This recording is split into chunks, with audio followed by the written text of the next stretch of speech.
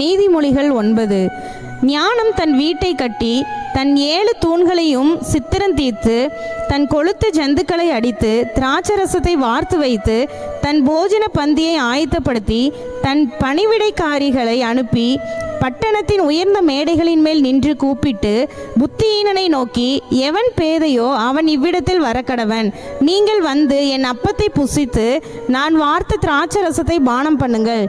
பேதைமையை விட்டு விலகுங்கள், அப்பொழுது பிழைத்திருப்பீர்கள். புத்தியின் வழியிலே நடவுங்கள் என்று விளம்புகிறது.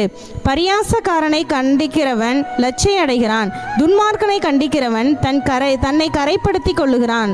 பரியாசக்காரனை கடிந்து கொள்ளாதே, அவன் உன்னை பகைப்பான். ஞானமுள்ளவனை கடிந்துகொள், அவன் உன்னை நேசிப்பான். ஞானமுள்ளவனுக்கு போதகம் பண்ணு, அவன் ஞானத்தில் தேறுவான். நீதிமானுக்கு உபதேசம் பண்ணு, அவன் அறிவில் விருத்தி அடைவான்.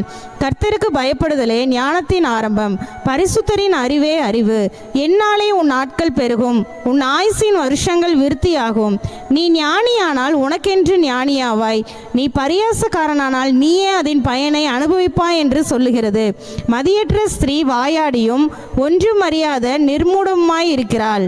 அவள் தன் வீட்டு வாசப்படியிலும் பட்டணத்தின் மேடைகளிலும் ஆசனம் போட்டு உட்கார்ந்து தங்கள் வழிகளை நோக்கி நேசரே போகும் வழிபோக்கரை பார்த்து, எவன் பேதையோ அவன் இவ்விடத்தில் வரக்கடவன் என்றும் மதியீனனை நோக்கி, திருட்டு தண்ணீர் தித்திக்கும், அந்தரங்கத்தில் புசிக்கும் அப்பம் இன்பமாயிருக்கும் என்றும் சொல்லி கூப்பிடுகிறாள். ஆயினும் மரித்தவர்கள் அவ்விடத்தில் உண்டென்றும் அவளுடைய விருந்தாளிகள் நரக பாதாளங்களில் கிடக்கிறார்கள் என்றும் அவன் அறியான்.